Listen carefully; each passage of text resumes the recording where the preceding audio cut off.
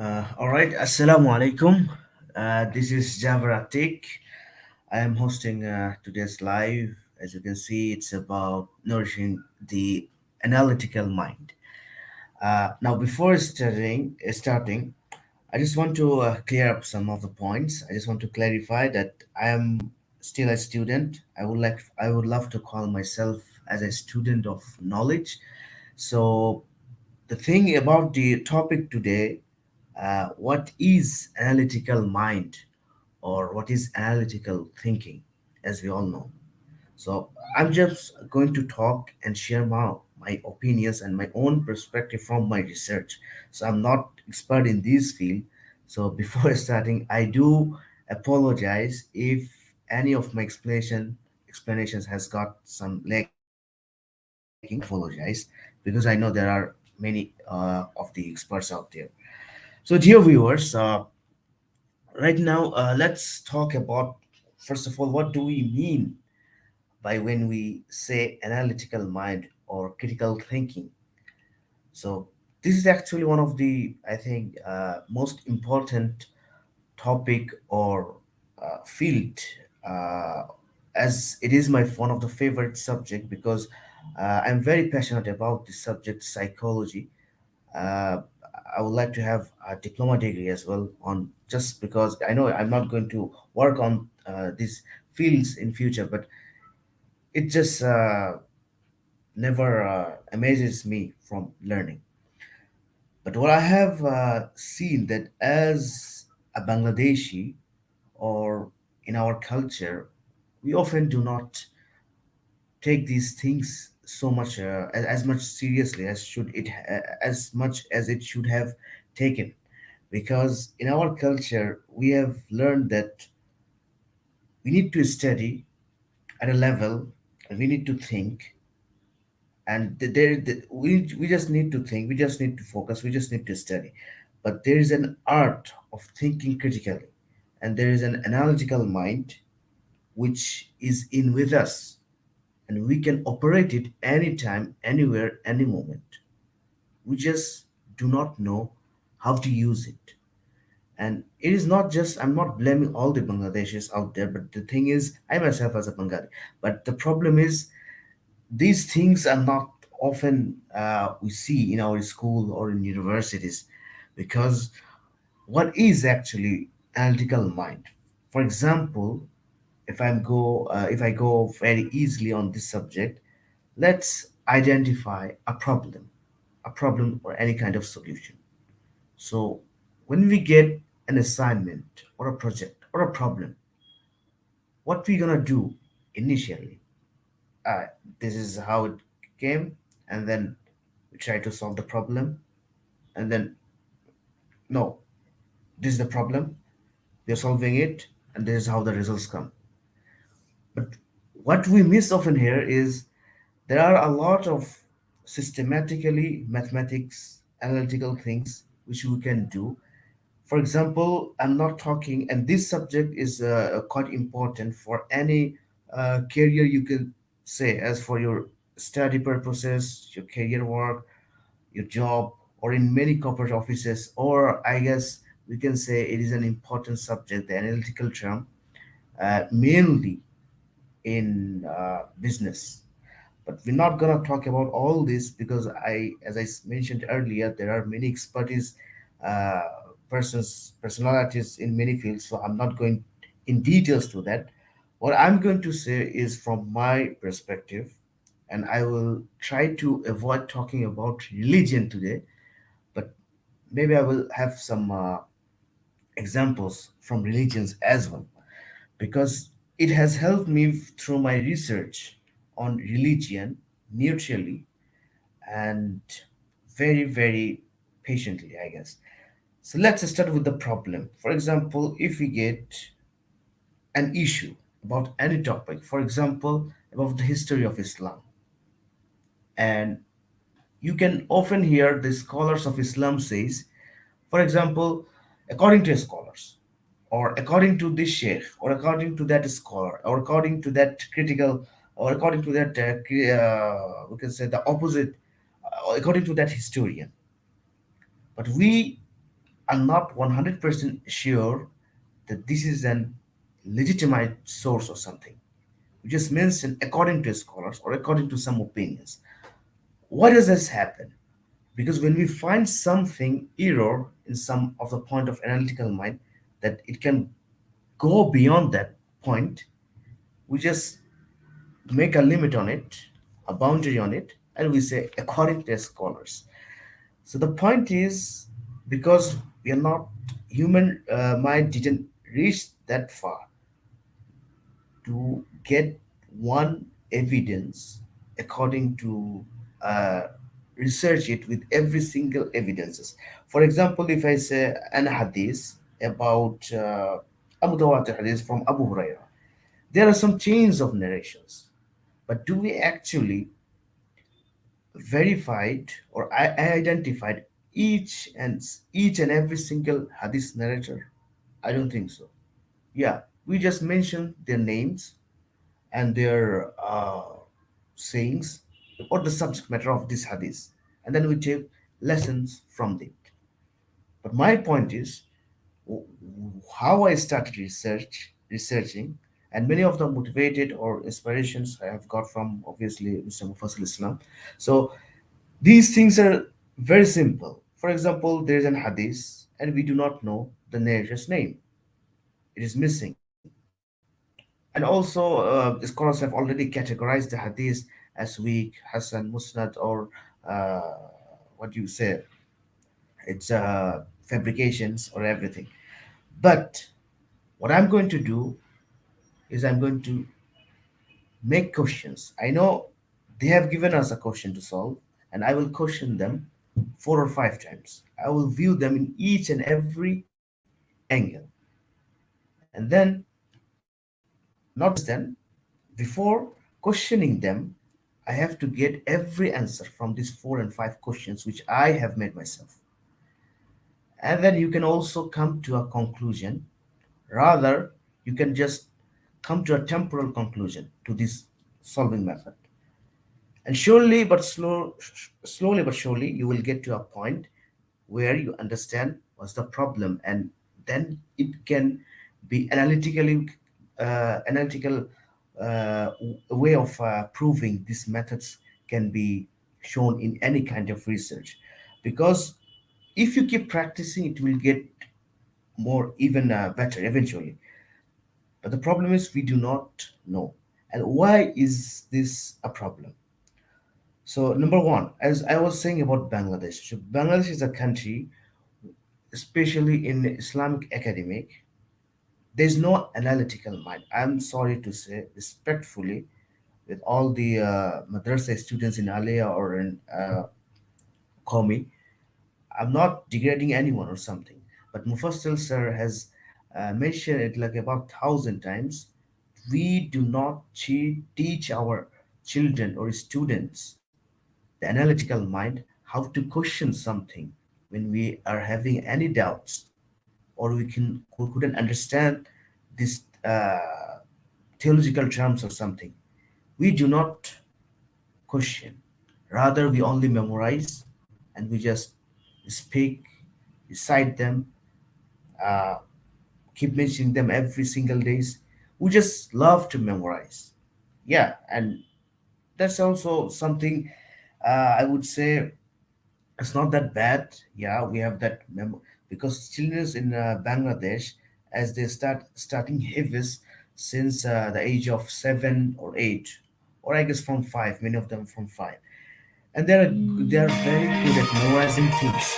But I'm sorry, they're very good at memorizing things, but unfortunately, they do not know how to think properly. Suppose, for example, if a young boy memorizes the Quran fully without any tinge of a mistake. But what if he or she doesn't know how to question it? But what if he knows both alternatively? Then I would say Bangladesh would have been producing most of the great scholars in Islam today. But unfortunately, it doesn't happen because what it teaches us Islam is all about reasoning, questioning, and without any doubts, I can have my iman by default, naturally. But in madrasas, unfortunately, not even in madrasas, in some, also in some, I would say in general education as well, to think of memorizing thing, it's a good thing, but especially when it comes to Islam, in every Quran or Hadith, they just keep memorizing things. And when you keep memorizing things, you keep spending time on memorizing perfectly without any mistake, where you have less chance to ask questions, to think properly, to use your analytical mind. I have said it before that analytical mind is within everyone, which everyone can use, but they do not know how to operate it properly. I'm not sitting here and saying myself as I'm a genius or something. I'm just saying that there is a way. I know there are many people who use these things. There are many neutral scholars of Islam or of scholars of history. They use this term, analytical mind, and how to keep running it in often in every human life, like in when you go to a restaurant, when you go to an office, when you go to a meeting, when you go to research or when any kind of presentations. It's just you have to operate your brain differently. It's not actually differently, but by default we humans have see or talk, we see, we talk, we speak, we move as per our informations are in front of us. That's all. But we should keep that in our head that analytical mind is something that you can operate a thing or you can see a thing indifferently. And number one, I would say, like, identify a problem. There are some ways. Before starting thinking or questioning 4 to 5 questions about solving a issue, first of all, we need to have patience. Patience is like something we often misses it. Especially, it's very hard in this society because we often react to anything so very vigorously. Like for example, an accident happened. Yesterday, I saw that there was an accident happen. A guy just came out of a car and started hitting. Uh, I mean, I'm sorry to say, he started hitting the shit out of Shinji guy. Why? Because he hit his car, but he didn't know that what is the point of hitting the guy when I should be asking him or I should be asking him about his license. Why have he done that? What was the mistake? So that he or she wouldn't have done it again in future. But no, we often react to things. And this is also one of the problem why extremism has risen up, just because of the reactions. They do not have the patience to understand, to think, and to argue back. So this is where you need analytical mind. And also I remember there's an ayah from Surah Anbiya, I guess it's like ayah 37, خُلِقَ الْإِنسَانَ مِنْ عَجَبٍ. That means it's one of my favorite ayah because that means we have created men out of haste. Why do I mean out of haste? Because we humans, when we see things, we often try to react, we try to know them, we try to observe them, and we try to make a thing out of it. But if you just wait for 2 seconds and think that there are many other ways, how can it be useful? Is it very necessary to use it, or is it very helpful? What is the impact in the future? We do not know how to use our brain in that way. So I would say if in Bangladesh people, especially the theologians or the students of Islam or the madrasas, if they start a subject in science, in neurological perspective about how to think, how to analyze think, use your critical thinking, in religious perspective, how to debate, how to like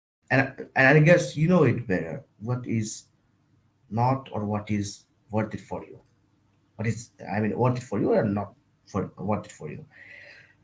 If you can control these things, and then you can, I bet that you can focus more clearly, you can solve your problems more easily, and you cannot face anything like there is no such thing as it's very hard or it's very tough for me, or I will be getting bored, I cannot be focusing anymore. So yeah, and you will, I bet, and I can say you will have a good time of sleeping as well. You really need to have a good sleep. And yeah, so these are the things. So I will also give one example. For example, an ayah or a verse from the Quran. We have, for example, Alhamdulillahi Rabbil Alameen is the second ayah of Surah Fatiha, as you all know. So if I want to find out what is it mean, what does it mean, and where does this ayah came from, and what is the whole lesson behind this particular ayah, what I'm going to do is, uh, just as a normal people, we go to Quran.com or any translations. We just open this second ayah, read it out loud, and then read the translations. Oh, this means all praises to the Almighty or all the ones. That's all. Yeah, it's a simple general answer. But what I'm going to do is, if I really want to know what is behind that surah, first of all, I have to go to the history perspective. Behind, just go back to the past.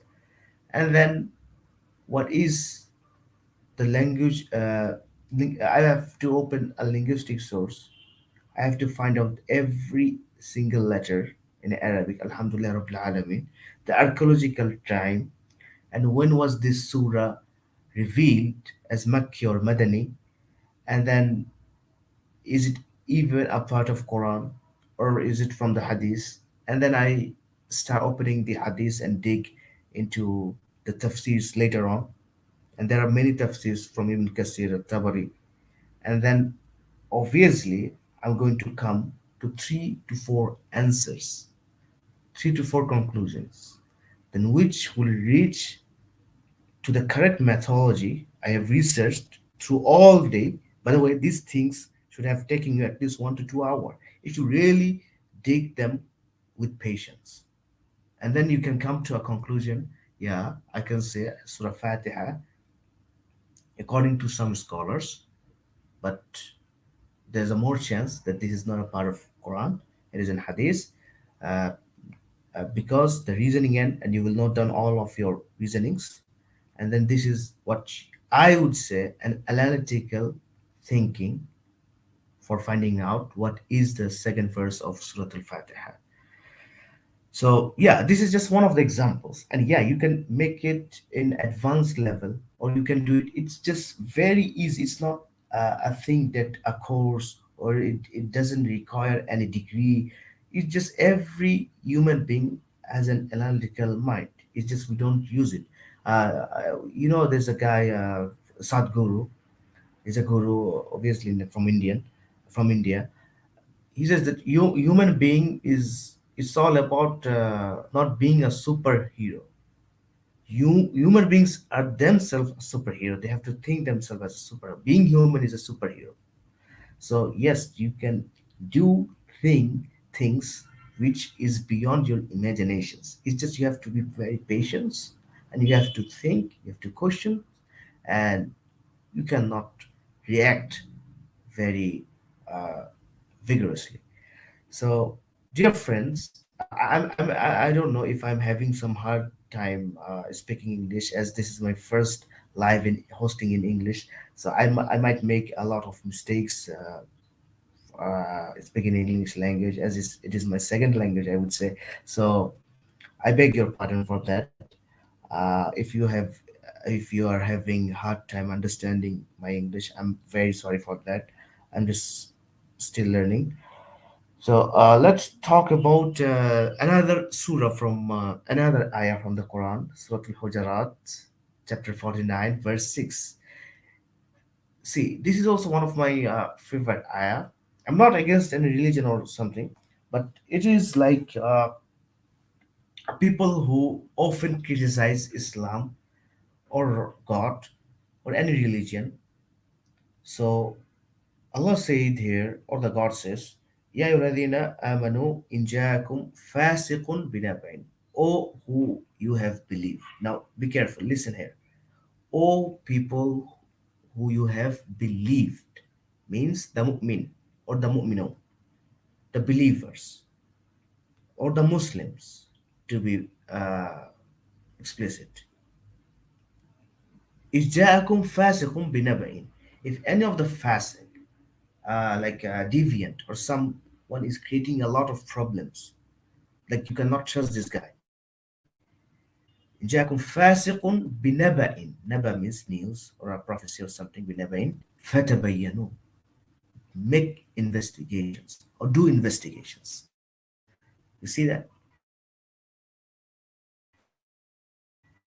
Now, if you really believe ayah, like I would say like 90% of the Bengalis or the extremists, not the extremists, I'm sorry to say, the mullahs, the regular mullahs, they're never gonna react in that way, because if you really believe in this ayah, Allah is just saying you, if a fasik, if your enemy, if a kafir or a deviant, one of the hated person comes and criticizes your deen or questions you or giving you some news, you cannot react, man. You cannot just do it. You have to make yourself investigate. You have to use that analytical thing which I was talking about. And then you go and respond he or him back. So what we are doing today is just a brother is from Ahl Hadith and a brother from Ahl Sunnah wal Jama'ah. So he's from Tabligh, he's from this and that. We often fight the hell out of each other. So you see where is our problem? We have the problem in truth because they're same Muslims, they're same brothers living in the same land, sharing same culture, same society, and they often react to each other without doing any investigation, calling each other deviant, kafir, murtad, that his aqidah, his manhaj is not clean, is not doing good, and he has no right to preach Islam, etc. So we cannot say or do these things because if you can believe, I mean, the Quran has got your answer. We may criticize the Quran, we may hate the Quran, but there's a lot. We have to also admit that there are a lot of things that you can also take lessons from the Quran, especially in this subject today, like analytic mind or analytical thinking. Also, Quran has many, I can give you like maybe hundreds of examples about أَفَلَا تَعْقِلُونَ أَفَلَا يَعْقِلُونَ أَفَلَا يَعْلَمُونَ, thinking. And there's also one of the fifth ayah. I'm sorry, I didn't know the surah. قُلْ سِيرُوا فِي الْأَرْضِ فَانْظُرُوا كَيْفَ خَلَقْنَا كَيْفَ بَدَأْنَا خَلْقًا. That Allah said, just keep exploring, see how we have created, how we, why Allah often says and promises things, or the God says, or the Quran say about these things, about the sun, about the moon, promises about the about the creations. Why does he do that? Because he just wants people to think. By the way, I'm not saying that I'm giving some lessons from the Quran. I'm saying that we can also see and learn these things from Quran. It's despite being who you are, like if you're a atheist or you're agnostic or you're ex-Muslim, I don't care. That there are some actual lessons that you can really learn from the Quran. And I'm not going to mention every ayat as we have a limitage of time. Many programs will be held afterwards. But these are one of my points that analytical mind is something which we need to teach our children and which we need to apply within ourselves, and eventually our children can learn from those things, because we have come to a point where a lot of complicity, a lot of complications are seeing around. Our society is changing very fast. Time is like ticking every second. So in this time of haste, we just have to be very careful about taking decisions, about seeing what we are seeing, about using the things about using the things we are using. And in that way, our next generations, we do not want them to be in a chaotic dramatic world, because that can be I would say that can be very illogical to have the human extended I think human existence in our world, because as AI is developing each day by day. But do not forget that AI was actually created and invented by humans, because we have, and not just by any humans, the humans who have operated and used their analytical thinking. So do not forget that everything you are seeing, the advanced technologies, or the next generations, or the AI, the future, or the robotic things, they all, or the great billionaires you can see who runs the world, or the world leaders, they obviously use, they have some kind of their own using of analytical mind, I would say. So uh, this is the thing. I just want to share some of a story, I would say, from a rickshaw puller. A rickshaw puller who rides a rickshaw in Bangladesh. He earns like about 500 to 1k, at least 1k per day.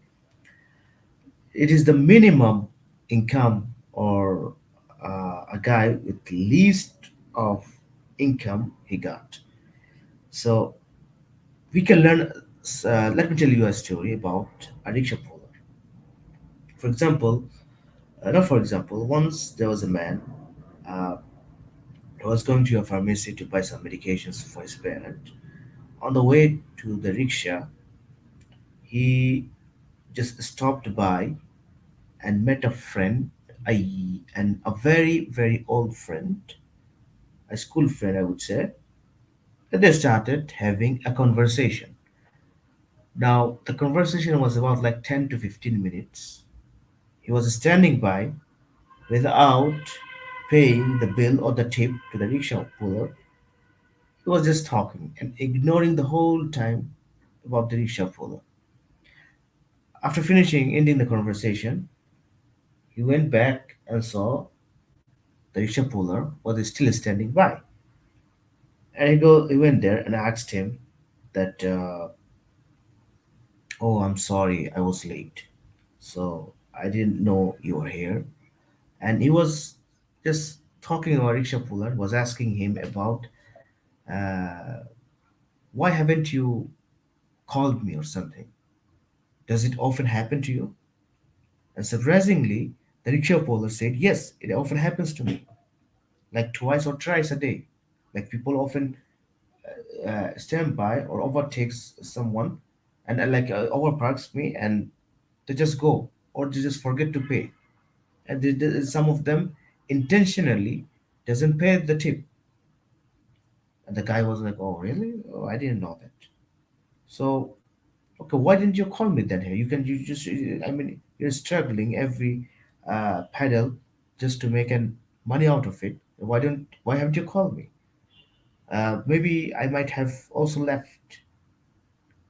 Why haven't you come to search me, to find out where I am, to take your rent or take your bill? And the response of the rickshaw puller was amazing. He said, what if my rickshaw get stealed? So I'm not gonna search you. Maybe my rickshaw uh, would be taken or stealing, will be get stolen. Ah, I see. All right. So after you have seen me, I have came about 15 to 20 minutes. So you was waiting here. Why weren't you angry at me? Or why haven't you called me out? And then again he replied, listen this carefully. He replied,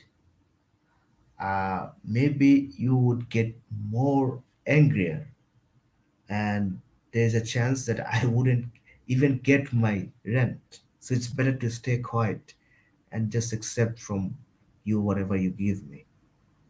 So it's a very, so moral of the story is like there's two things we can learn. I mean, there's three things, I'm sorry, three things we can learn from the rickshaw puller. He was very patient. First of all, he didn't drop the guy, he didn't complete his trip. He was waiting about 15 to 20 minutes, didn't react, didn't do anything, just kept on waiting. He was just on he was very patient, very patient. Second of all, he used his analytical mind, whether it is appropriate to go and fight with a guy or to find the guy. Because he thought that what if I go and waste my time? What if the guy went? Because it often happens to him and people run away. And there is a chance that his bike or sorry, his rickshaw will get stolen. So he didn't do that. Third, when the guy came and asked me, uh, why didn't he react? So we, what get? I mean, just imagine your situation on the rickshaw puller. You would say, "You son of a bitch! You, I mean, why haven't you paid me? You have let me. You have keeping me await for like 10 minutes or 20 minutes. You know who I am? Blah blah blah." He didn't do it because he didn't think that was necessary. So three things we have learned from this rickshaw puller. Number one, be very patient. Use your analytical mind if it is necessary. And the third one is if it is helpful to argue with the guy. It's better to stay quiet and accept what he gives me. So in that way, by the way, this story I have heard from one of the psychiatrists in Bangladesh. Is a very famous guy. Sometimes I do agree with him in a lot of topics. His name is Dr. Yahya Amin. I guess you know him. He's a very famous host in online YouTube. He has his own podcasting. So this is the story of a rickshaw puller, which we can learn that first of all we really need to be very patient and then think. Let's think twice. And not if you don't find any solution, just let's give it a time. Let's wait for a day. Three, ask help. Use your different methods. And third, whether if it is what I am running after, if it is helpful enough for me or not. And hopefully, in these ways, we can keep practicing and operate our analytical mind at any point. And it is really, really helpful. We need to control our mind, we need to control the situation, and also uh, by preaching or practicing religion, this is the most important thing. Whether uh, we all know as a Muslims, it is for Muslims view that it is a duty for every Muslims to give dawah, whether we give or preach the message of God or the message of Islam. We should be very careful with our intellectuals and our analytical minds, whether I am preaching it in right time, in right place, with right people. So these things cannot be, these things has to be very, very compromised. So, and keep researching, keep enjoying life, keep keep your reasoning beside you, and do not just react very often, very offensively, everywhere and very vigorously. Just take your time, relax, because as we know, life is very short. So do not make it more shorter as it is already. Just give your time, relax, and just keep on your head, because it is you who can control your mind. Do not let the mind control you, because if you do that, there's no chance that you can ever use your analytical mind ever again. So it's better to keep the bulb or the tube light on. So like your brain is the, it is there actually. I'm not good at explaining those things in psychological terms. I know there are many experts who can do that, but what I'm trying to say is brain is the thing. It sees you how you treat it. You are the decide. You should take the decision that whether you want to be its slave or you want to be its master. So first of all, there are a lot of things I have mentioned like patience, thinking analytically, whether it is useful or necessary. But if you let the mind control you, it is a very, very, what I would say, a very, very like hopeless thing to do. I'm going to share you a story. It was about like last year. I heard that there was an Indian reporter, a woman. She was a very famous blogger and a reporter. So has a good life, has a good cooperative job, has a good family, has a good husband, family, everything. She was no way depressed with her life. Unfortunately, once there was a news that this woman had got this boy have committed suicide. Why she has committed suicide? Like everyone was very surprised and shocked after listening it. And he left a note on her table that no one is responsible for my death. My brain is my enemy. And this line is really, I mean, touched my heart. Actually, it is very, very true. Because people with a lot of mental order disorders, mental sufferings, these things is responsible. The brain is the responsible. Brain is the enemy. Because they didn't have the chance to let them think. And we need to cut that think about stereotypes, about believing in one thing, believing blindly, just listening from the forefathers or the past things. So this thing can eventually destroy you at a point where it is not worth it at all. Like your brain has nothing to do with those things you are thinking. You made yourself thinking that it is going to affect me in my future life. Actually, it's nothing like that. It's just very, very simple. We just do not see the bigger picture. We just keep concerned on this smaller picture and make it and the elephant in the room. So my point is, dear viewers, that the brain is you cannot make your brain your enemy. It has to be your best friend. It has to be you have to be the master of it. So people who knows how to control brains, and they can be very dangerous at some points because they can also control the mind of the people who cannot control their own brains. And that's where the some of the points you might think the Illuminati comes, the underworld, the conspiracy and all. There's also another problem because see, if how many of you right now, take for example an easy topic about the Illuminati. Okay, just use your intellectual, use the analytical mind. There are sources everywhere. There is all information. There's been a lot of accesses to all histories of librarians. Just go and research yourself and find out where if Illuminati exists or not. If you can do this task by yourself, take some times, maybe a week or 2 weeks or a month, you can come to a conclusion and you can change your view about whether Illuminati exists or not. It's just an easy example or a text I can give you. Because we have believed ourselves that Illuminati exist and we could not know them. And we, when we often see things, pictures, everything, and we developed a think that yes, Illuminati exist and they're like killing the world and they're dominating the humankind and everything. And they're killing all the religions. So we cannot do that. And you just have to be very critical about those things by using your intellect and analytical mind, analytical thinking. So this is the things.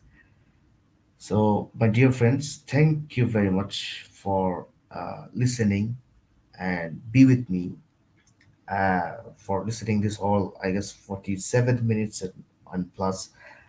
Thank you for your patience.